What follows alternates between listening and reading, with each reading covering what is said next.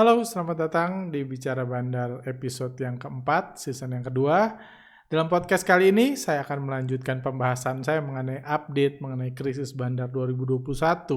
Satu krisis yang datang tiba-tiba yang menghancurkan puluhan saham kesayangan investor retail beberapa 2 minggu terakhir ini.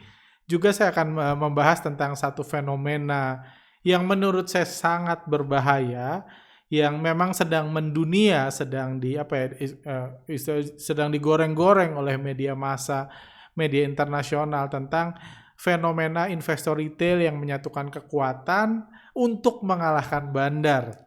Fenomena ini tampaknya langsung dengan jeli dimanfaatkan oleh oknum-oknum atau pelaku-pelaku pasar yang memang sudah paham dengan cara menggoreng harga, cara mempermainkan harga saham untuk menjebak investor retail tentunya. Bukan untuk memberikan keuntungan investor retail, jadi itu juga yang akan saya bahas. Oke, langsung aja kita mulai.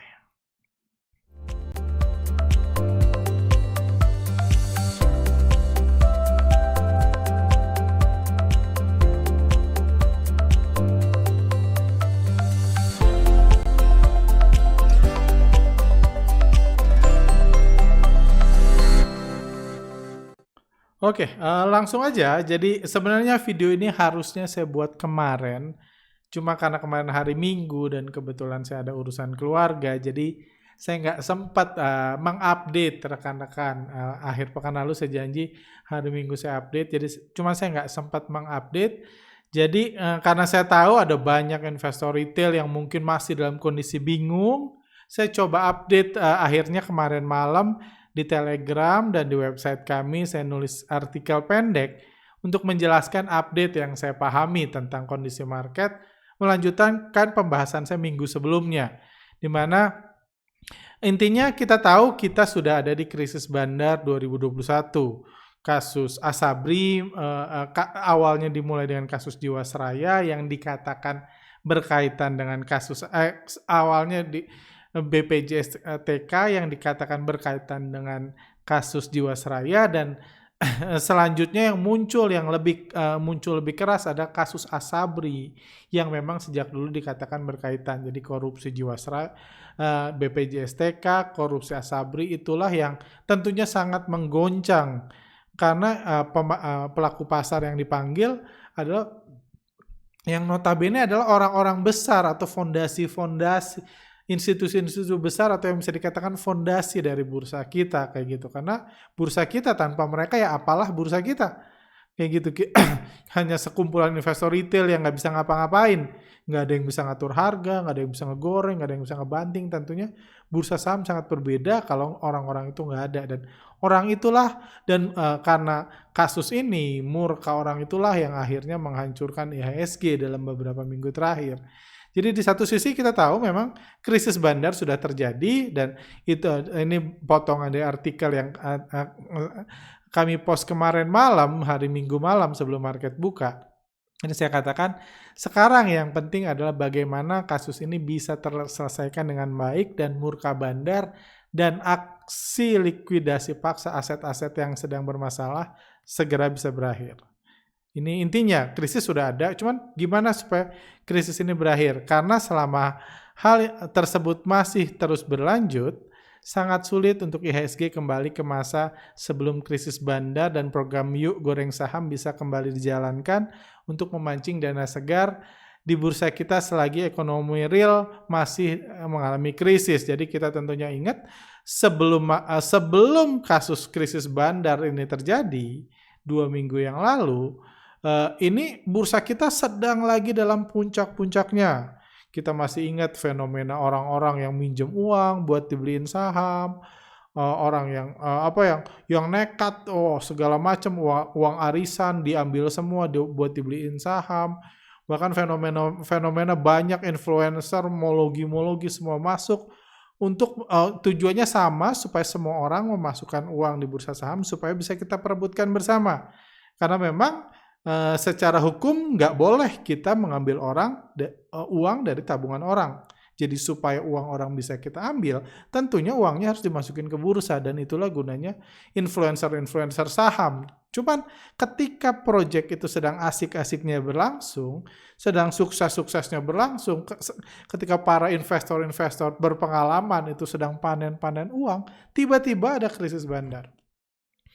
Ada krisis bandar di mana harga saham langsung ARB massal berjilid-jilid. Puluhan saham langsung auto reject bawah karena bandarnya murka. Tentunya ini murka yang bukan pada waktu yang tepat. Analoginya adalah mungkin sederhananya Anda lagi buat mall. Mallnya lagi hype-hype-nya nih, orang-orang pada Instastory, pada sharing, pada Instastory, pada pamer-pamer, lagi ada di mall, orang semakin lama semakin rame kayak gitu. Tiba-tiba sebagai pemilik mall, Anda rampokin semua tuh di satu weekend. Anda lihat, wah rame ini, padahal mallnya baru buka, orang baru mulai masuk, belum sekota Anda masuk, masih banyak peluang uang orang masuk ke mall itu, tapi tiba-tiba Anda jarah. Yes, mungkin Anda untung, tapi itu bukan cara untuk ngambil untung yang baik di tengah kondisi yang sedang hype-hype-nya. Karena sekali Anda jarah, susah lagi. Tiba-tiba Anda rampokin semua pengunjung mall Anda, ujungnya kapok semua kan ke situ. Itu yang terjadi 2 minggu terakhir. Ujungnya kapok semua orang, jadi kalau orang kapok, ya dia nggak balik lagi. Kalau Anda baca di sosial media, udah banyak yang lari ke kripto, udah kapok di saham lari ke kripto. Cryptocurrency, itu merugikan. Itu jelas itu bukan waktu yang tepat ngebanting, nge-ARB-in berjilid-jilid, itu bukan waktu yang tepat, tapi namanya bandar murka, dan mungkin ada aset-aset yang perlu dilikuidasi dengan cepat, nggak ada pilihan. Jadi memang solusinya sekarang, apalagi kalau Anda ingat 2-3 minggu yang lalu, banyak orang sedang mengundang, misalnya ulama diminta segera memasukkan uangnya ke bursa saham, dan banyak lagi. Dan banyak orang, juru masak, minta yuk kita masukin uang ke bursa saham. Kayak gitu supaya orang masuk, supaya bisa diperebutkan bersama. Karena kalau udah masuk ke bursa, tentunya uangnya bisa kita perebutkan secara legal. Kita tukar-tukaran saham dengan uang, yang kalah bawa saham, yang menang bawa uang kan. Jadi itu fenomena yang sebenarnya sedang subur-suburnya, cuman terpukul sama krisis bandar 2021 ini yang membuat IHSG terjun. Saham-saham kesayangan retail yang tadinya jadi tempat tukar-tukaran sangat menarik juga akhirnya jatuh. Jadi solusinya sekarang adalah gimana menyelesaikan itu. Krisis sudah terjadi, tuntutan sudah terjadi, sekarang itu yang dibutuhkan. Kita tahu ada nama besar seperti Asabri dan BPJS TK yang tampaknya bakal terkena kasus ini. Udah nggak bisa dielakkan lagi. Juga ada 2 fund manager asing yang beroperasi di Indonesia juga dipanggil sebagai saksi.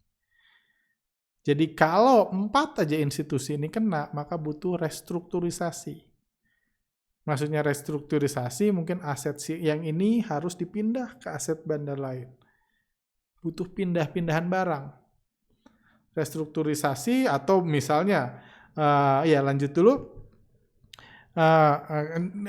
Juga ini kami bahas adalah, kami melihat adanya pemain-pemain besar yang menampung saham-saham kesayangan retail di masa kejatuhannya. Proses restrukturisasi sepertinya sudah dimulai sejak minggu lalu. Ini pembahasan kami juga minggu lalu. Kami bilang ini murka bandar sepertinya sudah mulai reda. Ini sedang ada proses restrukturisasi, karena kalau Anda mengamati pergerakan bandar minggu lalu ketika saham-saham kesayangan retail di ARB-in, itu yang beli bukan retail lagi. Yang banyak saham-saham yang jatuh yang beli bukan retail. Ada pemain besar yang jual, pemain besar juga yang beli. Sedang ada pemain-pemain besar yang menampung saham-saham ini yang saya bahas minggu malam.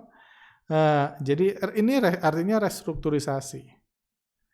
Misalnya si ini kena krisis, gue mau jual sahamnya. Mau jual misalnya si fund manager, gue kena krisis, gue harus jual nih. Retail udah dihajar, udah sampai, udah habis retailnya, udah ketakutan, udah nggak ada orang di mall.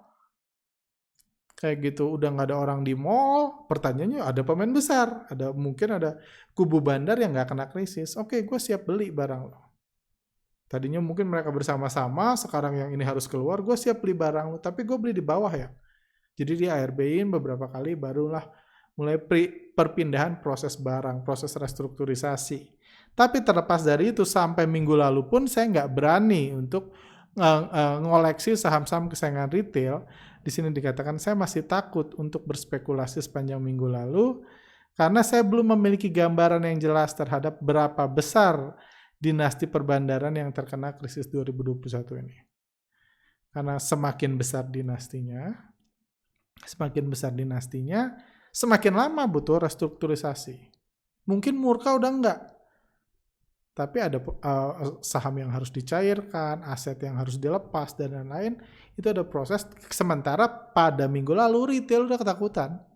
Retail udah kapok, mall udah sepi kalau masuk analogi tadi. Udah dijarah semua retail, mall udah sepi. Jadi butuh ini lagi. Seperti itu. Jadi dan ini pembahasan kami minggu lalu pun ketika IHSG turun pun kami bilang ini bisa jadi indikasi kalau murka bandar sedikit mereda, dan tentunya bisa jadi kabar positif bagi para spekulan yang mau mencari opportunity di tengah kejatuhan IHSG karena murka bandar saat ini. Karena jauh lebih mudah mencari keuntungan di saham-saham yang dijual bandar yang sedang waras daripada waras dan penuh strategi daripada mencari keuntungan di saham-saham yang dihancurkan bandar karena murka. Jadi itu kuncinya. Jadi apa yang perlu kita lakukan sekarang ini, krisis bandar sudah terjadi. Pemain besar sudah kena. Kita nggak tahu nih seberapa besar. Harapan kita fund manager besar kalau bisa nggak kena. Kalau bisa nggak jadi tersangka, nggak bisa menyebabkan murka lanjutan atau apa, proses restrukturisasinya juga nggak terlalu besar. Kalau memang hanya Asabri dan Jiwasraya yang kena. Tapi kalau banyak, ya tentunya kita nggak bisa ngapa-ngapain. Kalau banyak, ini krisisnya bisa berlanjut. Itu yang saya sendiri masih buta sampai sekarang. Sekarang yang harus kita lakukan adalah kita coba mapping sebagai investor. Ini yang sebenarnya mau dibahas kemarin. Kita coba mapping. Saham apa aja sih yang krisisnya parah? Saham apa aja sih yang misalnya dipegang oleh Asabri? Di portfolio apa aja gitu yang secara historis? Atau kira-kira kalau Jiwasraya itu megangnya saham apa aja? Kita mapping. Karena sisanya harusnya bisa baik-baik aja. Saham-saham yang nggak dipegang mereka harusnya bisa baik-baik aja. Itu yang mau kami ajak membahas lalu kayak gitu. Karena ya kalau kasusnya sekarang yang paling dekat sepertinya penunjukan tersangka adalah kasus Asabri. Kasus Asabri mengatakan kalau nggak salah ada 9 tersangka, 2 adalah pelaku yang sama. Sementara kasus BPJS ini beritanya ada lagi saksi yang diperiksa, itu ada FWD Asset Management, Asmore Asset Management Indonesia, dan Danareksa Investment Management. Ini 2 pemain besar, Asmore dan Danareksa, ini 2 pemain besar yang tentunya harapan kita mereka nggak melakukan kesalahan sehingga nggak harus dituntut dan menyebabkan murka bandar lanjutan.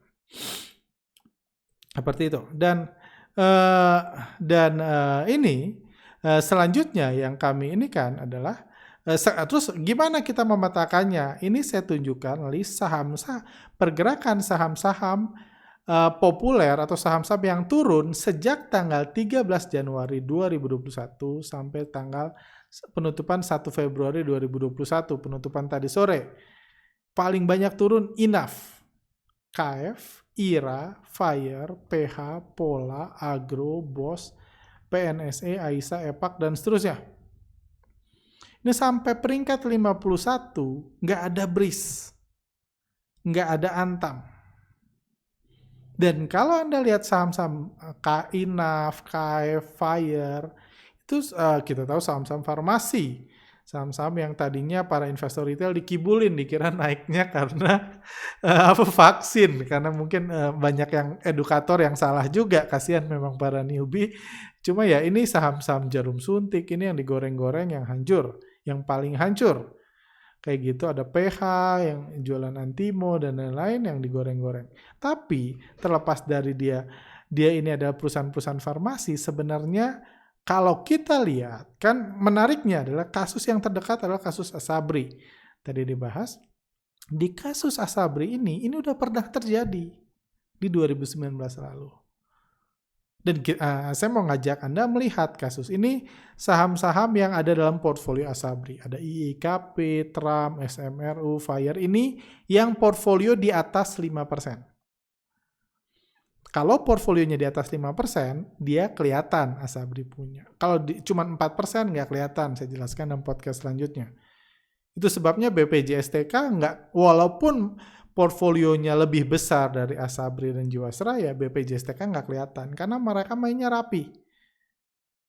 Meskipun mereka punya 30% dipecah dengan reksadana ini, mereka punya 4, jadi nggak pernah kelihatan.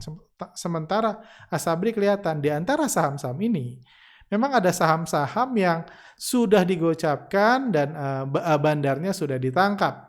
Kayak gitu, kayak ini. Ini waktu ini ada yang menggambarkan peta ini, menggambarkan gurita dari kasus Jiwasraya dan ini, gurita Bandarmologi dari kasus Jiwasraya dan Asabri. Di sini ada saham IIKP, Pola. Jadi ada 2 tokoh yang akhirnya kena, yaitu Bapak Heru Hidayat dan Bapak Beni Cokro. Heru Hidayat sendiri punya IIKP, SMRU dan lain-lain, Tram dan lain-lain, dan Pak Beni Cokro juga punya MYRX dan lain-lain. Nah gitu. Jadi ini petanya, gambarannya ini bukan kami yang buat, tapi ya kalau kami lihat cukup akurat kayak gitu. Jadi ini salah satu bisnis perbandaran. Jadi kalau nggak salah 3 orang ini yang jadi, kalau nggak salah semuanya dihukum seumur hidup. Ini ada berkaitan dengan Jiwasraya. 2 orang ini adalah 2 pemain besar di bursa saham yang sangat diakui dan sangat dihormati selama bertahun-tahun sebelum kasus Jiwasraya ini buka. Karena mereka adalah Bapak Beni Cokro ini dianggap sebagai investor retail terbesar di Indonesia. Kayak gitu. Sebenarnya Pak Lo Keng Hong nggak ada apa-apanya dibanding beliau secara kekayaan dan secara keberhasilan. Pada saat itu Pak Beni Cokro dan Pak Heru Hidayat, sayangnya beliau kena. Dan tentunya dan hal menarik lain yang terjadi di kasus Jiwasraya ini adalah kasus Jiwasraya dan Asabri. Pada saat itu banyak fund manager, reksadana tiba-tiba yang nggak bisa cair, tiba-tiba yang nggak bisa gagal bayar dan lain-lain. Gagal bayar banyak reksadana, cuman reksadananya nggak sebesar reksadana yang berkaitan dengan yang sekarang dipanggil sebagai saksi. Anda tinggal googling, ada banyak nama reksadana. Ini reksadana, kalau istilah kami reksadana bandar lokal, di mana saham-saham yang dia pegang adalah saham-saham yang dikendalikan oleh bandar lokal, yang notabene hancur. Ketika bandar lokalnya hancur, nah ya saham nggak ada harganya kalau nggak ada bandarnya. Kayak gitu. Dan banyak nih OJK 2019 OJK suspensi 37 manajer investasi. Ada MCO gagal bayar sebanyak 2,4 triliun. Kenapa dia gagal bayar reksadananya? Karena sahamnya digocapkan, nggak laku, nggak bisa dijual. Kayak gitu. Dan ini gambaran kejadian saham-saham yang sekarang populer di masa krisis 2019 lalu. Saham KF diturunin dari 2.800 sampai 500. Dari November sampai pertengahan Februari. Saham SMBR dari Oktober ini, dari krisis bandar itu mulai 2019 mulai terjadi Oktober 2019, turun dari 750 sampai tinggal 100-an. Fire ini juga turun, yang tadi saham-saham milik Asabri kan, turun dari 2.000 sampai di akhir Desember dia udah 200-an. Kayak gitu. TGRA misalnya ini dari 900 sampai 100-an. Seperti itu. Ini Pecar juga ini turun dari 2.000 sampai 400-an. Tram juga yang dimiliki, yang kalau nggak salah Pak Heru Hidayat jadi komisarisnya, ya juga hancur lah tentunya. Pemiliknya ditangkap, yang mengatur harganya ditangkap, ya tentunya ini kayak pesawat nggak ada pilotnya, hancur juga dari 125 sampai digocapkan sampai sekarang. MYRX perusahaan terbesar Pak Beni juga dihancurkan kalau nggak salah, ini dari, saya lupa harganya berapa, ini dari 100-an sampai digocapkan juga. Envy juga yang cukup ngeri dari 3.000-an sampai di masa krisis ini periode yang sama November sampai Januari 2020 lalu sampai parkir kalau nggak salah di 300-an dari 3.000-an kayak gitu. Jadi jadi itulah yang terjadi di 2019 lalu di saham-saham yang masuk dalam portfolionya Asabri.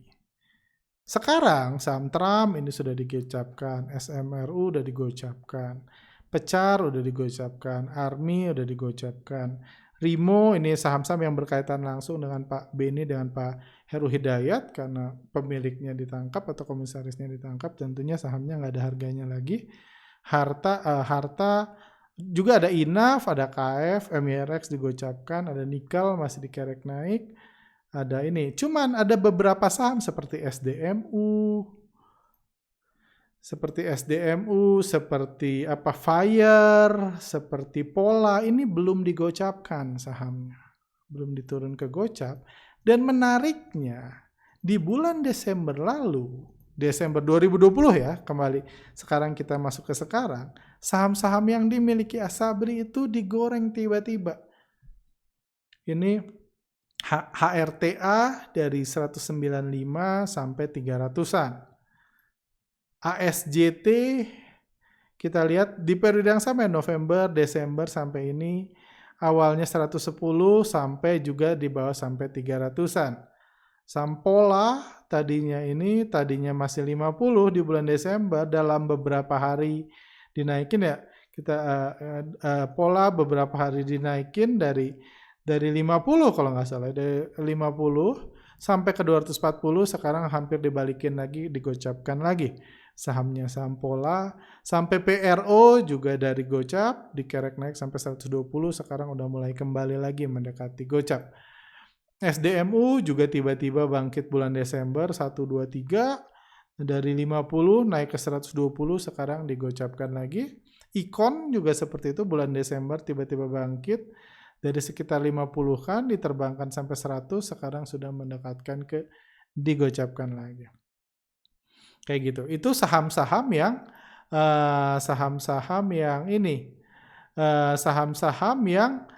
jadi apa yang kita pelajari di sini adalah kita melihat bahwa ada pergerakan aneh di saham-saham yang jelas-jelas dimiliki Asabri tiba-tiba terbang. Di bulan Desember lalu, mungkin ini usaha untuk meningkatkan nilai portfolio mereka, cuma somehow gagal atau apa, saya nggak tahu, sehingga jadi ada krisis bandar 2021.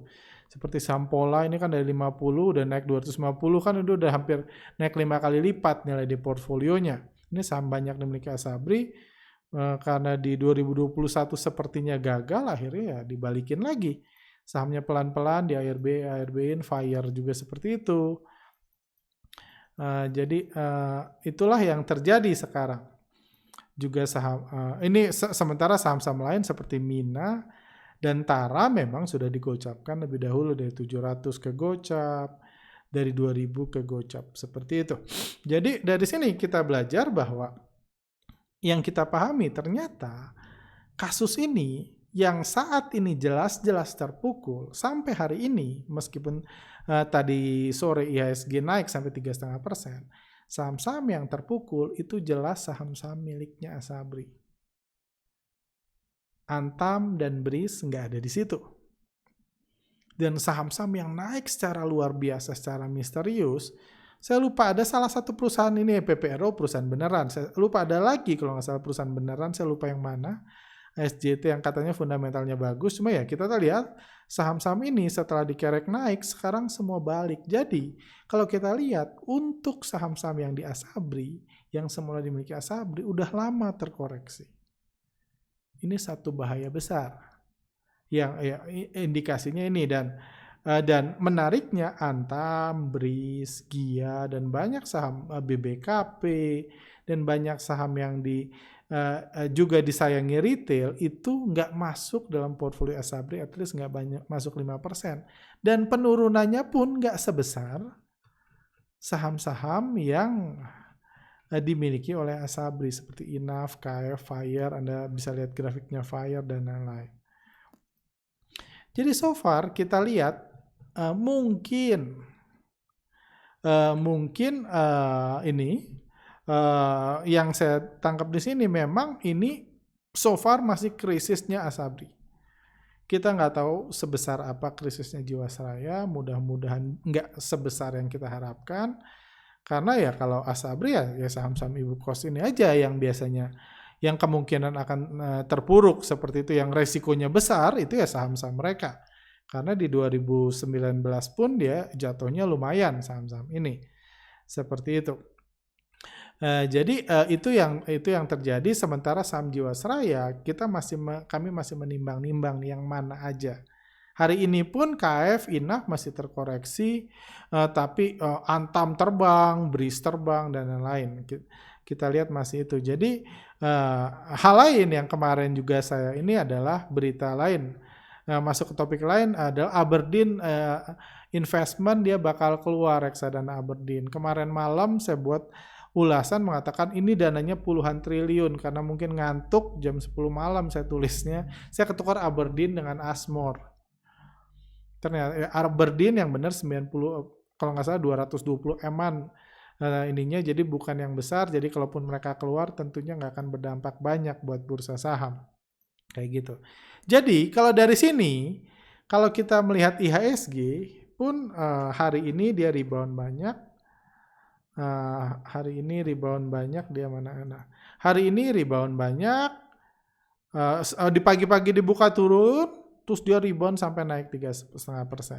Sebenarnya kemarin kalau saya buat podcast, saya mau niatnya saya mau akan melanjutkan pembahasan saya tentang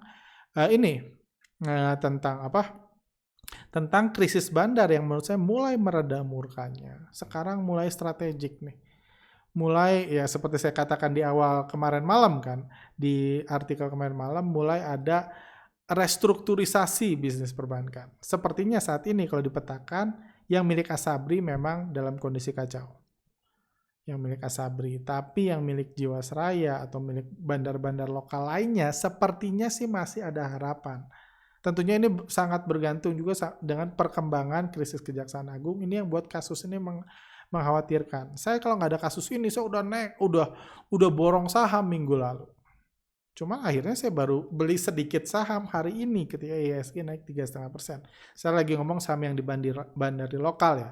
Yang dibandari asing saya masih pegang cukup banyak saham yang dibandari asing. Cuma yang dibandari lokal karena saya takut ini cuma jebakan singkat dan tiba-tiba ada kabar buruk lain, pemain besar yang lain yang mencoba keluar. Tapi so far kalau memang seperti saya bahas di awal kemarin malam, memang minggu lalu itu ada banyak perputaran antara pemain besar lokal ke pemain besar lainnya. Bukan pembantaian retail pada umumnya, di mana yang jual pemain besar, retail yang beli. Minggu lalu nggak terjadi seperti itu. Jadi tadinya kalau saya niatnya mau ngedukun IHSG di kemarin minggu lalu, prediksi saya sebenarnya IHSG bulan hari ini atau awal minggu ini akan mereda penurunannya. Bukan terbang kayak sekarang. Saya akan mereda, mendamai, di mana pelan-pelan proses restrukturisasi perbandaran lokal akan ini supaya ada fondasi baru. Mungkin saham-saham yang nggak ketolong akan jatuh, tapi saham-saham yang masih bisa ditolong, masih bisa direstrukturisasi, akan digoreng. Karena kembali lagi ini momentum yang sangat-sangat baik untuk ngambil uang dari investor lokal. Kalau mereka mau mencairkan pun, awalnya 2-3 minggu lalu orang masih berbondong-bondong naruh uangnya ke bursa saham. Jadi ini momentum yang sangat baik, sayang. Jadi sangat bandar pun tahu, sayang banget kita jarahin semua nih retail jadi kapok. Sisa uangnya nggak bisa mereka ambil. Tentunya sangat sayang kalau itu terjadi. Jadi ini potensi besar yang saya yakin bandar pun akan berusaha segera merestrukturisasi supaya program Yuk Goreng Saham bisa lanjut lagi. Kalau krisisnya memang nggak sebesar yang seperti saya bilang tadi. 4 pemain besar bisa kena jadi tersangka semua, mungkin reksadananya harus dicairkan, seperti banyak reksadana bandar lokal yang tutup tahun lalu. Kalau itu terjadi memang sangat mengerikan bursa kita. Cuma kalau itu nggak terjadi, saya rasa bandar pun akan berusaha secepat mungkin untuk merestrukturisasi supaya saham-saham yang nggak parah-parah banget kepemilikannya, nggak harus dijual banyak banget, bisa kembali digoreng. Tadinya saya pikir minggu ini akan stabil, IHSG akan bergerak stabil, pelan-pelan bergerak naik. Ada aksi tukar menukar antara pemain besar dengan pemain besar, kalau turun pun sedikit, tapi ternyata hari ini naik secara luar biasa. Baik saham-saham yang di bandari lokal dan di bandari asing sama-sama naik. Cuma sayangnya kami nggak melihat ada akumulasi besar dalam kenaikan ini. Jadi justru ya terlepas dari mungkin ini berlangsung 2-3 hari lagi, kayak gitu aksi goreng-menggoreng untuk memulihkan, cuman saya ngelihat niat jualan bandar malah terlihat hari ini daripada 1-2 hari Kamis atau Jumat lalu. Aksi jual bandar besar-besaran. Asing pun net sell hari ini. Jadi bagi Anda yang mau memanfaatkan momentum, yes kita harapkan IHSG masih bisa bergerak-gerak volatile, kita bisa cari untung jangka pendek. Cuman saran saya nggak berani menyarankan untuk jangka panjang, karena krisis bandar ini kemungkinan belum selesai, masih bisa memburuk dan ini bahaya yang sangat besar. Kalau Anda berspekulasi jangka panjang menengah di situ, kalau Anda mau jangka pendek tentunya asal Anda tahu resikonya tentunya no problem. Seperti itu.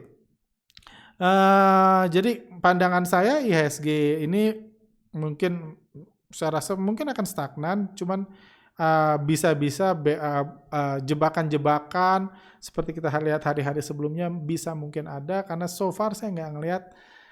Yes, memang saham-saham ya at least petanya sudah terlihat bahwa saham-saham yang di bandari yang masuk dalam kepemilikan Asabri sepertinya sudah ini dalam kondisi krisis. So far belum ada tanda-tanda pemulihan, tapi yang di luar kepemilikan Asabri sepertinya agak pulih kayak gitu. Hal lain yang mau saya bahas sebentar aja adalah podcast ini adalah fenomena bandar, istilah fenomena bandar, di mana fenomena pemberitaan sekarang udah fokus di bantai investor retail, bandar gede rugi sampai 339 triliun. Terus diangkat retail saham GameStop ke 300, bandar keok atau fenomena. Jadi pemberitaan itu sekarang ya puji Tuhan sih, sekarang bursa saham sudah di masa krisis bandar ini kabar baiknya lah, hal positif yang bisa kita ambil adalah sekarang bursa saham udah nggak ngomong ekonomi-ekonomian lagi. Jadi ini bukan kayak kampus ekonomi lagi yang tentunya nggak relevan, karena bursa saham bukan tempat main ekonomi-ekonomian.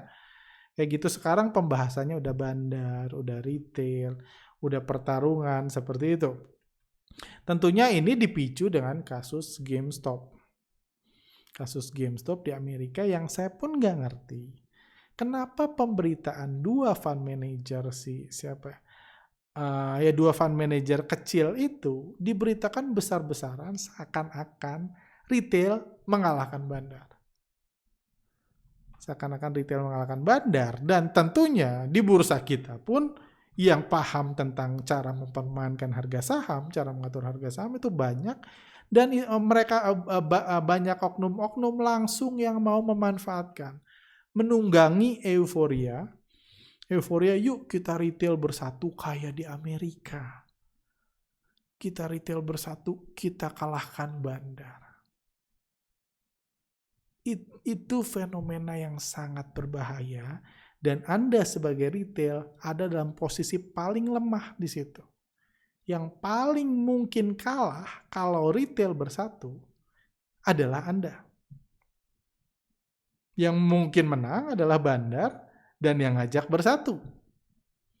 Karena mereka beli dulu di bawah, yuk kita bersatu hajar kanan. Mereka punya di bawah. Hajar kanan. Mau retail hajar kanan, yang jualan bandar. Setelah itu kacau. Hari ini, kemarin minggu semua retail mau bersatu, yuk hajar kanan pagi-pagi IHSG. Nggak bisa apa-apa retail. Dibanting sampai mual retail. Katanya mau hajar kanan pagi-pagi, dibanting sampai -2. Terus dinaikin sampai +3. Jadi retail itu nggak bisa ngalahin. Bahkan ketika mulai hijau aja retail udah keluar. Gua keluar duluan. Tapi IHSG tetap naik. Karena retail nggak bisa menggerakkan harga. Bukan kodratnya retail mengatur harga. Dan itu nggak bisa dilawan. Hukum kebebasan bandar nggak bisa dilawan. Retail malah bisa jadi celaka. Kayak gitu. Cuman ya positifnya kita tahu kalau kondisi ini ya kita sama-sama belajar. Ini tempat adu strategi, adu modal, oke lah. Retail bersatu kompak mengalahkan bandar. Kalau bisa bersatu, kemungkinan sih bakal dikibulin. Retail bersatu kompak mengalahkan bandar, atau CNBC, Bloomberg juga udah memberitakan lebih jelas. At times like this, your company is not your stock and your stock is not your company. Ini yang kami bahas setahun terakhir. Lebih dari setahun terakhir mengatakan bursa saham itu nggak ada hubungannya, harga saham itu nggak ada hubungannya sama perusahaan. Itu dua entitas yang berbeda. Ini juga ada yang banyak di retweet. The GameStop thing is a reminder that investing is not a study of finance. A study of how people behave with money, and sometimes those behavior are incredible. Jadi ini permainan adu strategi, adu modal, adu sabar, bukan mainan finance. Kalau mainan finance, komentator saham, profesor ekonomi itu udah sukses semua, mereka nggak trading saham mayoritas. Ini bukan mainan finance, dan puji Tuhannya bursa saham sudah, ini pemberitaan beberapa ini terakhir ini udah market maker adalah retail versus bandar kayak gitu. Dan Elon Musk, Raja Pom-Pom, sesuatu yang kami bahas selama berbulan-bulan, bertahun-tahun terakhir, akhirnya mulai disadari. Harapan saya para edukator saham pun kedepannya akan semakin realistis lah. Ini udah stock market 2.0, jangan lagi ajar teman-teman kita, saudara-saudara kita investor retail untuk selalu menghaitkan ini harga saham naik karena laporan keuangan, karena ini itu sudah berlalu. Jadi saya ajak kalau ada teman-teman edukator di sini, yuk kita ajarin baik-baik teman kita biar nggak ketipu kayak ini. Jarum suntik dipakai, vaksin dipakai, kok saham IRA turun, karena memang nggak ada hubungan. Harga saham digerakkan bandar, digerakkan pom-pom, hajar kanan, bukan karena jarum suntik. Jadi mudah-mudahan teman-teman ke depan pun kalau rekan-rekan yang mungkin bukan edukator, tolong ajarin teman-temannya. Biar kita nggak dengan mudah kalah, jangan lugu-lugu banget di bursa saham. Seperti itu. Dan hal lain, kembali ke topik tadi, hal yang harus Anda waspadai dengan program menyatukan retail, karena Anda akan sangat mudah dikibulin oleh yang si panitianya. Panitianya bisa bandar sendiri. Hal yang sama juga saya jelaskan dalam video GameStop, dan semakin lama semakin terlihat bukti-buktinya bahwa yang kaya itu bukan retail. Retail ngerasa menang, ngerasa jago, sama seperti 3 minggu lalu, awal Januari lalu. Retail pamer screen cap dan lain-lain, tapi yang menang bukan mereka. Yang kaya bukan mereka. Kita lihat di Amerika. Ini pemberitaan Robinhood. Robinhood waktu itu dia terpaksa, kita tahu dia terpaksa menyetop pembelian GameStop karena retail banyak beli pakai margin, dan Robinhood udah nggak punya duit lagi untuk has enough cash to clear the trades. Jadi mereka pakai margin, Robinhood nggak punya uang lagi, jadi harus minjem uang. Minjemnya ke siapa? Ke JP Morgan, ke Goldman Sachs. Yang kalah itu Melvin Capital dengan Andrew Lev. Itu yang kalah, yang disebut-sebut bandarnya kalah. Retail bersatu, bandarnya kalah. Retail untuk ngalahin minjem uang dari bandar. Uangnya dipinjam dari bandar untuk ngalahin retail, untuk jago-jagoan. Kayak di Indonesia minjem uang dari pinjaman online, dibeliin saham, ngerasa jago karena angkanya menang. Wah, positif 20%, gue udah hebat. Yang kaya siapa? Bapak ini yang saya bilang. Ryan Cohen yang beli saham GameStop di harga 8. Dan ketika harganya 354, bayangin dia beli di harga 8, di harga 354, dia uangnya 1,3 billion dolar. Itu nilai sahamnya kalau belum dia jual. Naik besar-besaran, naik 1.500 karena GameStop naik. Jadi yang retail minjemin duit buat ngebeliin saham, pemain-pemain besar yang jualan. Yang kaya dia, retail cuma gaya-gayaan, dia cuma senyum-senyum, senyum santai, thank you, gitu kan. Kayak gitu. Ada yang lebih parah, EMC. Ini juga lagi ini. Jadi ini kan, ini juga yang kayak GameStop juga, ini pemberitaan di Bloomberg weekend kemarin. Reddit Army bailout, desperate companies get new lifelines. Jadi perusahaan-perusahaan yang sedang krisis, ada 2 perusahaan yang lagi krisis yang digoreng sama pasukan Reddit. American Airlines Group dan EMC Entertainment Holdings, ini bioskop. Jadi ini para anggota grup-grup itu nge-rescue perusahaan. Yang beli mereka, yang ngutang mereka. Yang jualan siapa? American Airlines dan EMC Entertainment Holdings both took steps over the past week to sell hundreds of millions of dollars worth of shares and secure much needed liquidity. Mereka yang ngaguyur. Retail-retail yang dihasut, beli saham gua, kalahkan bandar, yuk kita pom-pom yang jualan mereka.